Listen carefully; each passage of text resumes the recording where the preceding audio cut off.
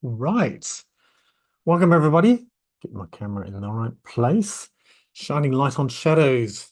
Your podcast being brought to you once a week, Friday evenings, where we explore the hidden depths of our psyche to unlock our full potential as coaches. I'm your host, John Farrell, and today we're diving into the fascinating world of shadow work and how shadow work influences our shadows. And to shine a light on them. Particularly today, we're going to focus on some of the more advanced uses that we can have with that we can use our archetypes for. And this is specifically tailored to life coaches, to spiritual coaches, people that want to influence other people, but realize that they've got a bit of work to do themselves. So, our archetypes.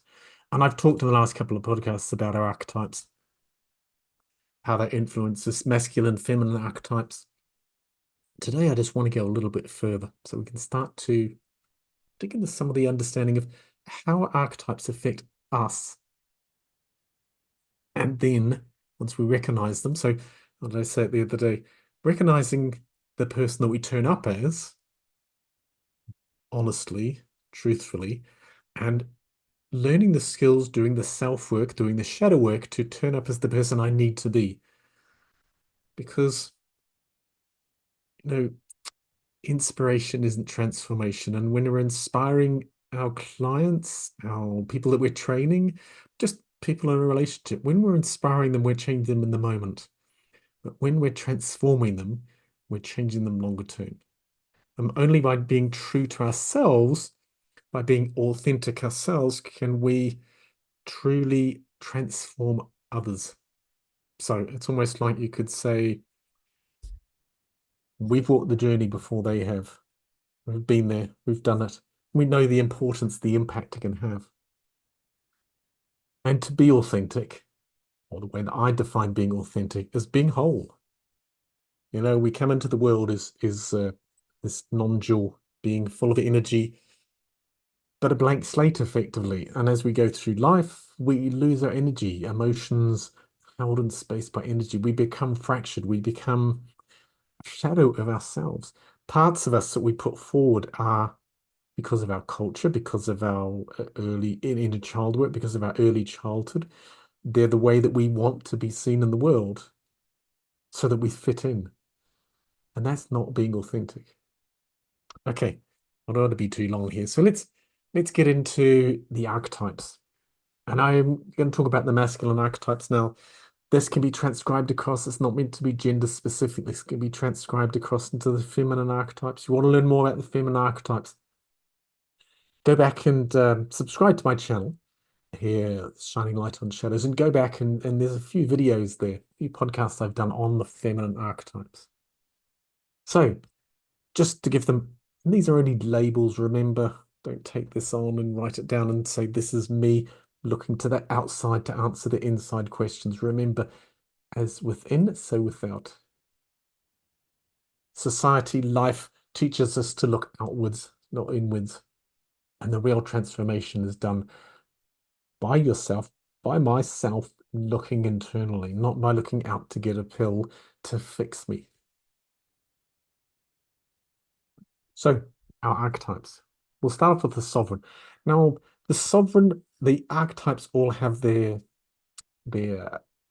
mature form, the immature form, the immature form or their shadow form. So the sovereign archetype in their fullness is the one that's bringing leadership. These are the characteristics that we would put forward of leadership, of responsibility, of order. It's that part of us that wants to take charge, to create structure, to have some form in our lives and the way that we're influencing people. But we have to be careful because we don't sit in the mature forms all the time, in all the relationships. Our shadow comes up, we get triggered, we can slip down into the immature forms. And the sovereign in its immature form can be tyrannical, it can be controlling. So when it's paranoid about losing power. I think when you're talking to somebody and you sense you're losing control or you need to get a point across, this is not the sovereign being in its mature form. Really easy to fall into. And as coaches or trainers, particularly, You might see our shadows emerge when we become overly rigid with what we're doing, with our methodology is going to fix you. What did Maslow say? For all I have is a hammer, everything seems like a nail. These are facilitator-led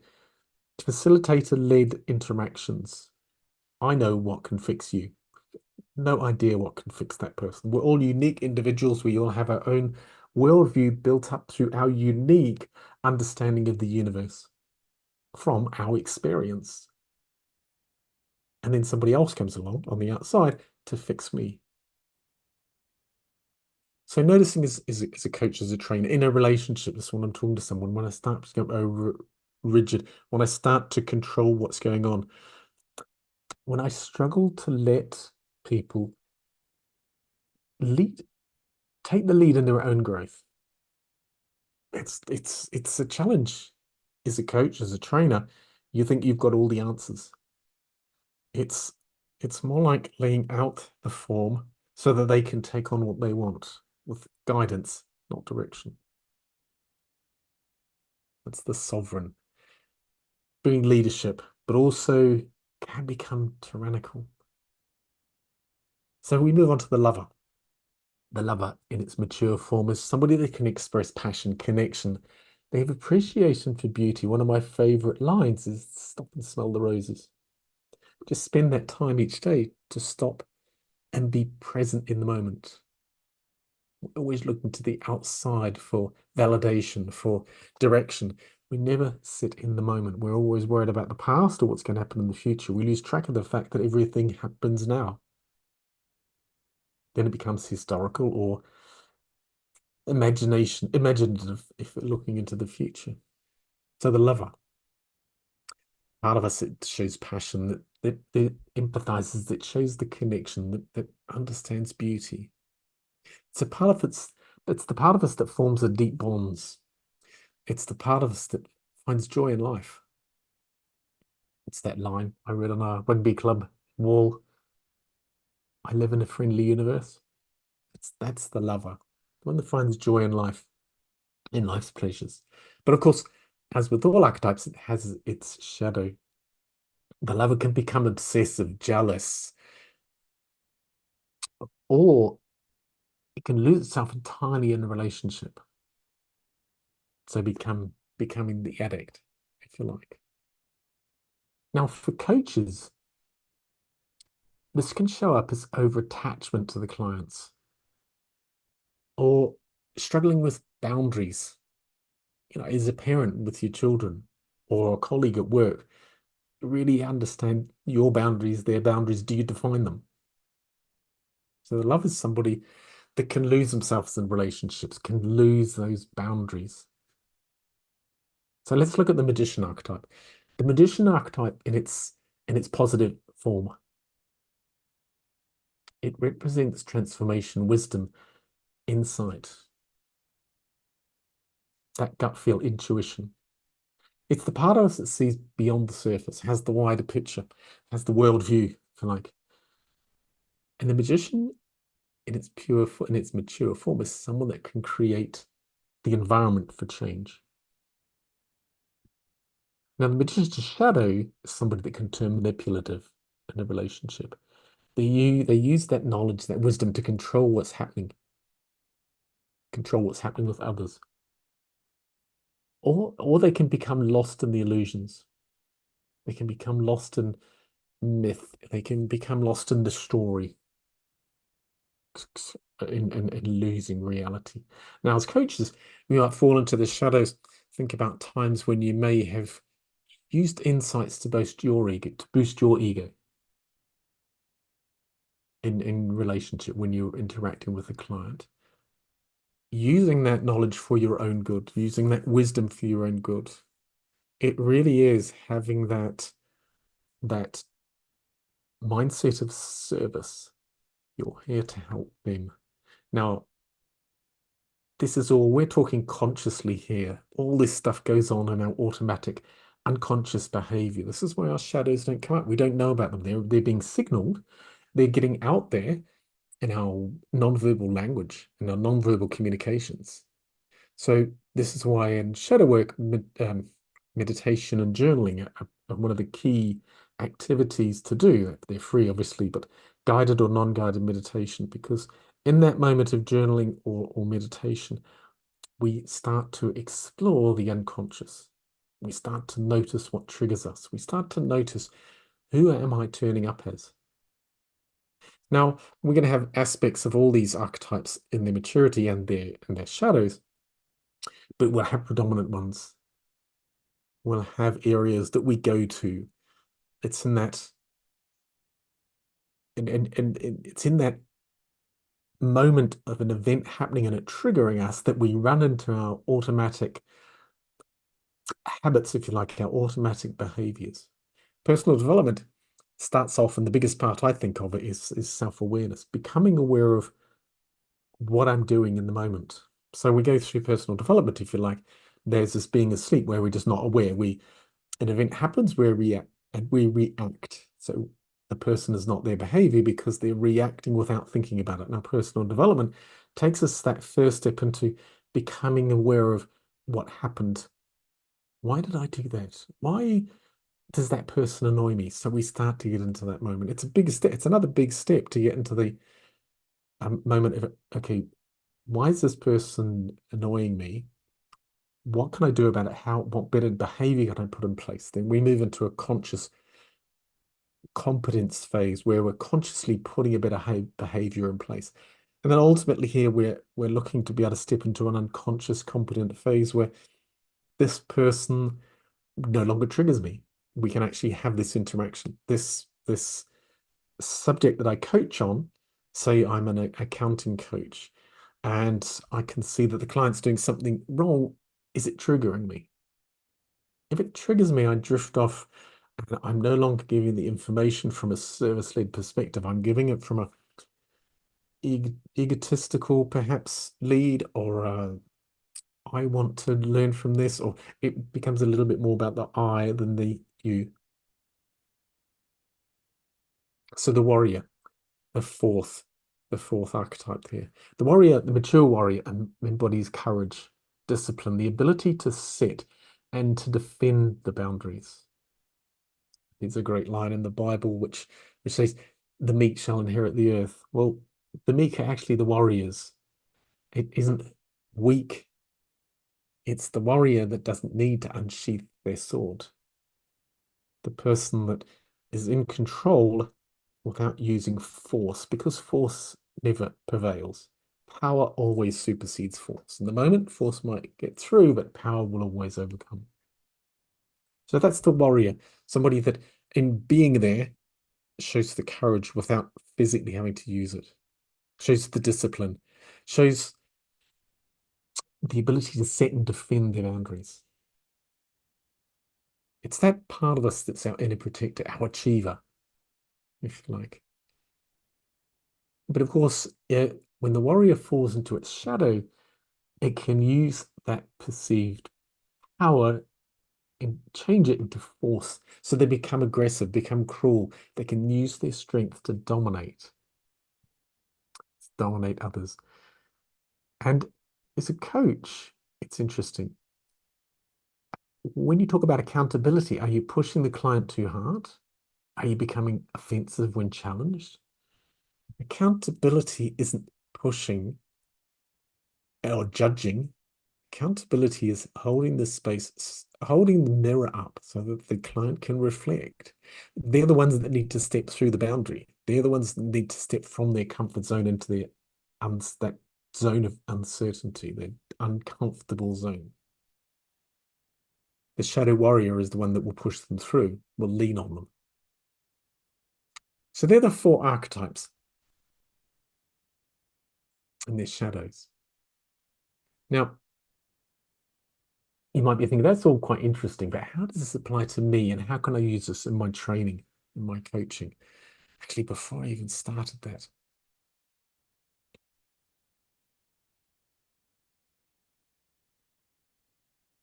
I've probably already told you what archetypes are, but let me just reframe that again.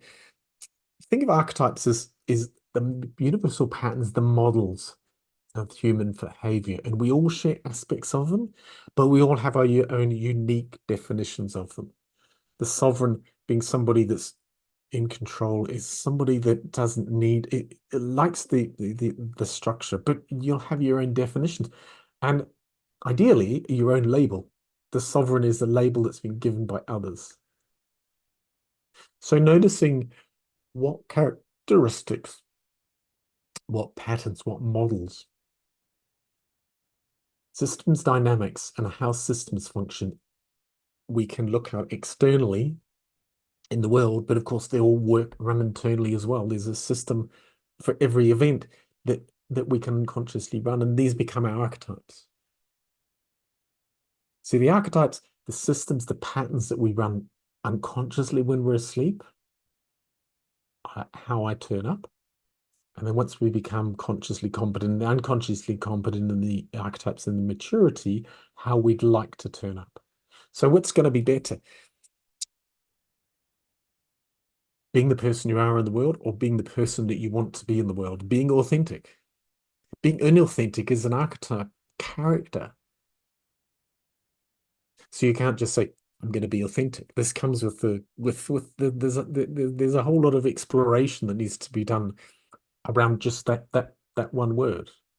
So this is the beauty of breaking it down into 4 or more archetypes so that we can start to understand, in this event, in this situation, I react like that. In that situation, I react differently. I run a different behavior. So what are they?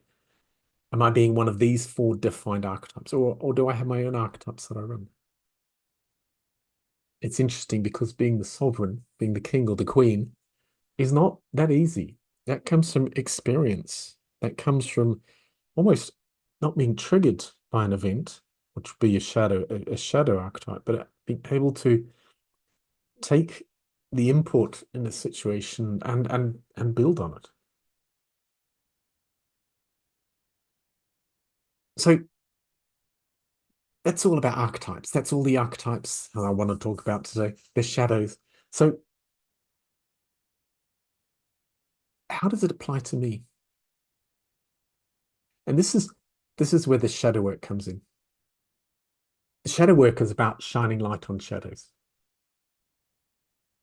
Those hidden aspects of ourselves. And it's not to get rid of them,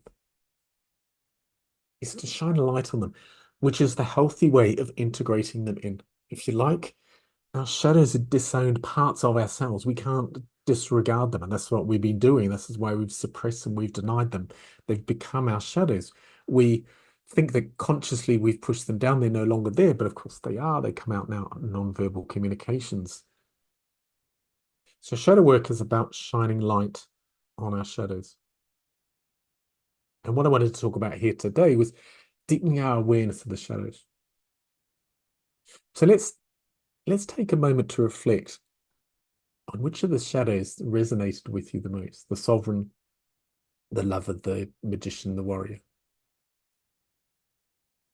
And which one makes you uncomfortable? It's a great journaling exercise. Which one comes up? Think of an event somewhere with an event that triggered you. How did you react to it? Negatively and positively.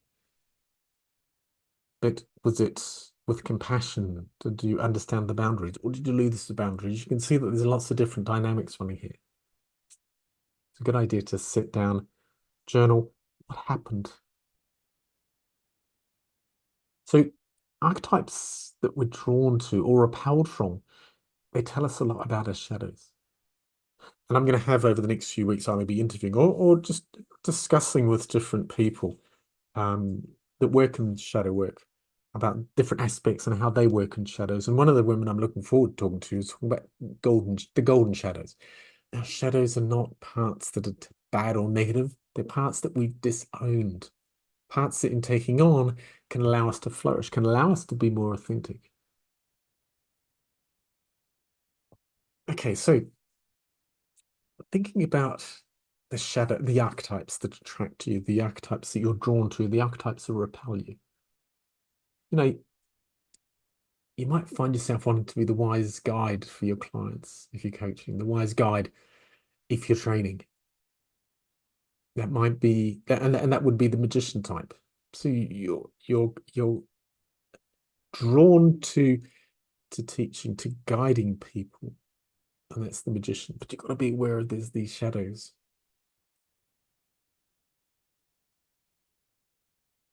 So you're tempted to guide them, tempted to train them, but you've got to be careful that you don't start to show off your knowledge, show off your wisdom, because that's not necessarily, and again, it's not a judgment, but it might not necessarily be helping the client's needs. So this is something more for the client and you to, and this is for you to understand yourself, basically. Because the first part of this and working with a client as a coach, working with a trainer, is to become aware of what's happening for you first. So what's coming up for me, what's coming up for the client, not what's coming up for the client, because that's outside. Then you're looking at them, you're not looking at yourself. This is all about self-awareness. Yes, once you work through these techniques, they can be things that you can become aware of how the client's reacting, but you can't do it. You can't walk their journey for them. You can't guide them on their journey until you've worked that, until you've walked it yourself. Or what about if you've always been the strong one? You're not comfortable showing vulnerability. Now, this could be your warrior archetype coming out. But remember, true strength always involves knowing when to be soft and open. So the warrior understanding the boundaries and setting the boundaries, but also knowing when to show compassion. So the warrior in their fullness is the one that sets the boundaries, knows the boundaries, holds the boundaries, but then starts to lean on the person when the shadow starts to come up. Okay, so let's now have a talk about some of the tools I wanted to introduce in exploring these archetypes. Now, what I actually run a training, I do a shadow work training, which is 6 weeks. It's shadow work is an umbrella. For me, it's an umbrella, and there's lots of different things, skills, self-awareness techniques, understandings that fit under that umbrella. Now, meditation, journaling are one of them. Understanding our archetypes and their shadows are another one of them. Um, conscious levels of consciousness, values levels are another one that helps us to become aware of where we sit with our shadows. Integral theory, the 321 process, is another process that we can look at, tool that we can use to help ourselves overcome our shadows, integrate our shadows. So let's have a look at exploring our archetypes. So systems constellations is a really interesting one. And I'm only going to briefly talk about systems constellations here. But it's a methodology where we physically map out all these internal archetypes and the dynamics and how they're working for us. Now, I use a particular type of technique, which is called psychoactive space, because when I'm sitting here at my desk, I have an archetypical character that I'm running at the desk. Now, if I find another space that knows about my sovereign, my queen archetype, and I give that space, that physical space around me. It can be different places on the disc, but it's better if it's actually in a physically different place. I give that symbolism, it takes on an essence of that. So if I'm sitting in the Queen archetype, in that space, I can sense from that space, I take on the physiology of it. Different space that knows about my warrior, different space that knows about my lover. So this is how we run systems constellations. So as I've said, they're in a room, you move around to different spaces, choose objects, notes, write down. You quite often use post-it notes to write down the characteristics of that particular archetype that I've chosen in that space. And then I go to another space where I perceive a different archetype will sit. And then I place them, move them in relationship to each other. So is that in the right place? Is that in the right place? And then get them to have a conversation with each other. So, and into that situation, I would take how do I need to turn up as a coach? Is it better to be strongly sovereign? Is that where I'm comfortable? Is it better to be lover, but recognizing where the shadows are? So you can't do this sitting consciously at the desk doing this exercise. So placing your inner sovereign, your mature sovereign in a different space. And then from this space of the lover, what does the lover know about the sovereign? So you're having this dynamic, this interaction. Done this with hundreds and hundreds of people to get them to explore. Now, the first step is, who do I turn up as? Who am I being in this situation? So when something triggered me today, who was I? I had my archetypes sit out there and I asked them, who am I? Who was I in that situation? And this is when the warrior might come up as, well, yeah, but I was a little bit more the shadow in that situation. You just can't do it from sitting in one place. Personify almost the psychoactive spaces around you. So what does this mean for you as a life coach, as a spiritual coach? When you understand your archetypes, you understand your shadows, it will change your coaching practice. When I'm coaching, when I'm working with somebody, if I'm training and I'm working, then I'm doing it in the moment, and that's not easy to do. Notice I've been triggered holding that space of that event, and then I not it's almost separating it out so that I can deal with the coaching situation without letting that influence me, wobble me off being that archetype in its fullness. If that triggers and it does something to me, I'm quite likely to sort of drift into that shadow archetype. So in a coaching situation, having the power, the strength, the understanding, the self-awareness to be able to park it. So I've parked it and then I can carry on with the coaching. So self-awareness, heightened levels of self-awareness is what you'll get from shadow work with your archetypes. It'll give you insights into yourself. It'll give you insights into how your clients are working, because a lot of our communication is non-verbal. There's energy flying around. So it's not who you're saying you are. It's not who you'd like to turn up as. It's who you are turning up as. Becoming aware of what's your stuff, what's the client stuff, and the difference changes that balance, that relationship for the better. So you're looking for that balance when you're not being dragged into the shadows, you're not allowing your shadows to come up in the relationship that you're having with the client, so that you're focusing on the positive aspects of the coaching situation. If a client brings up a negative, this is what I don't want. So we could call it scarcity mentality if it was about what they don't want. But ultimately here, what we're looking for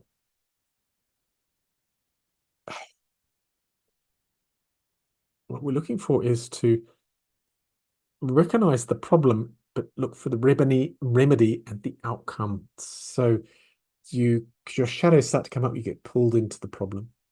It's not going to help. It's not going to help a coaching relationship. My tea isn't here.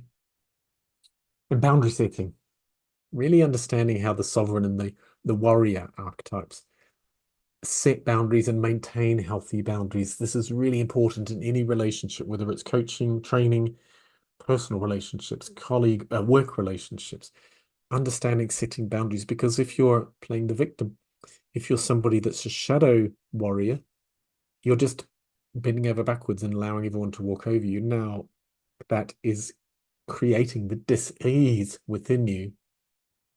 And lots of people just, they just, that's how they do, that's how they behave, that's their coping mechanisms to deal with the world. And of course, this is what gives us the problems later in life, because that's uncomfortable, but we don't recognize that's the reason. So boundary settings is really important for something to get from shadow work. In transformation, really, transformation is really important. Transforming who you are so that you're more capable and able to step into the archetype and its maturity when it's needed. You don't need to be in that type all the time. It's when it's needed. When something comes up, you might be coaching, you've seen the list of 100 best questions. It's just a load of shit. It's really about, in the moment, knowing the question that the client needs to be asked. The client system wants to be asked. That comes from you, your transformation as a coach, getting out of your stuff, getting out of your way, getting your shadows integrated so that you can listen, be aware of the other stuff, of the stuff with the client, and you're more adept at being able to get them, ask the questions and get them to self-reflect, that get them to reflect on what's coming up for them. And all this is going to create much better connections with the people around you, with your coaching clients, with your trainees, with your work colleagues. It's connections. So there is a lot. And as I said, that's just one part of the training that I do. Shadow work training. One part is looking at the archetypes, the shadows. Another part is really looking at the meditation and the journaling to really understand, you're not just writing stories, you're actually noticing what's going on when you're triggered. Because the gold is between the event and the behavior. That trigger happens, and then what happens? And most people, even those that have done personal development, are still unaware of that, what's really going on there. And that's only a place you can get to when you're unconscious, when you're in that meditative state, when you're journaling stuff down, when you're getting stuff out of your head, you can start to get down to those deeper levels. This is really about deeper work, deeper archetypal work. So shadow work isn't about perfection. It's about becoming whole. It's about embracing those parts of us that we've denied, that we put to one side, bringing them back into us so that we become whole. This inner work is what helps us to become more authentic, to more effectively guide our clients. So I'd just like to encourage you to start looking at your archetypes in your life, in your work. Notice how they show up in their mature forms, the immature forms, the choices you make, how you embody those archetypical energies. Because it's not what we say. Non-verbal communication is about 90% of what's going on. There's a lot of that stuff. So they have to be embodied. We have to transform into such state in enough of a way where we're doing this unconsciously. We are being the archetype in its fullness unconsciously. Anyway, that's me for tonight. Thank you very much for joining Shining Light on Shadows with EMF. I haven't talked about Elite Mentorship Forum for a little while. I also run those because you can't step into shadow work in any depth until you've started this self-development journey. And the Elite Mentorship Forum is a fantastic way of starting to evolve and develop self-awareness. If you're interested in that, there'll be a QR code comes up later on in this video, so watch that. And if you're interested in finding out some a little more about the shadow work that I do, I'll also bring up the QR code for my newsletter, which I have a lot of information out. So subscribe down the bottom, wherever it is. Subscribe and you'll get notices of the next ones that come up, the next videos that come up, the people that I'm going to interview in the next few weeks, the next few months. Really exciting changes and things happening.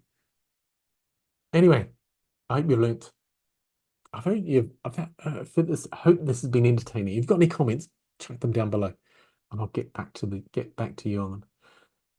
This is John talking to you on Friday night, shining light on shadows with EMF. Thanks. Bye.